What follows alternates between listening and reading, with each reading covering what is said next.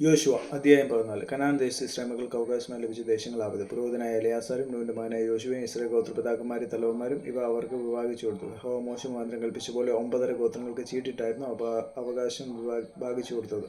2 ഗോത്രങ്ങൾക്ക് മോശെ യോർദ്ദാനക്കരെ അവകാശം കൊടുത്തിരുന്നു. ലേവ്യർക്കോ അവരുടെ ഇടയിൽ ഒരു അവകാശവും കൊടുത്തില്ല. യോസഫിന്റെ മക്കൾ മനശ്ശെ, എഫ്രയീം എന്നീ 2 ഗോത്രമായിരുന്നു. ലേവ്യർക്ക് പാർപ്പാൻ പട്ടണങ്ങളും അവരുടെ കന്നുകാലികൾക്കും മൃഗസമ്പത്തിനു വേണ്ടി പുൽപ്പുറങ്ങളും അല്ലാതെ ദേശത്തിൽ ഓഹരിയൊന്നും കൊടുത്തില്ല.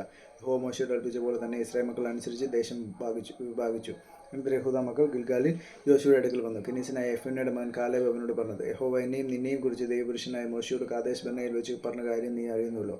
യഹോവയുടെ ദാസനായ മോശെ കാദേശ് ബർന്നയിൽ നിന്ന് ദേശത്തെ വിട്ടു നോക്കുവാൻ എന്നെ അയച്ചപ്പോൾ എനിക്ക് 40 വയസ്സായിരുന്നു. ഞാൻ വന്ന് എൻ്റെ മനോബോധപ്രകാരം അവനോട് മറുപടി പറഞ്ഞു. എന്നോടുകൂടെ പോന്നിരുന്ന സഹോദരന്മാർ ജനത്തിൻ്റെ ഹൃദയം ഒഴിവുമാറാക്കി. ഞാനും എൻ്റെ ദൈവമായ യഹോവയോട് പൂർണ്ണമായി പറ്റി നിന്നു.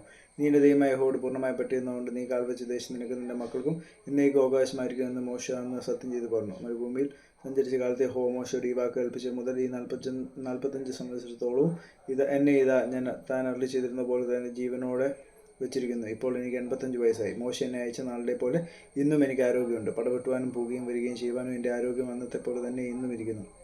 ആകയാൽ യഹോവ അന്ന് കൽപ്പിച്ച ഈ മല ഇപ്പോൾ എനിക്ക് തരിക.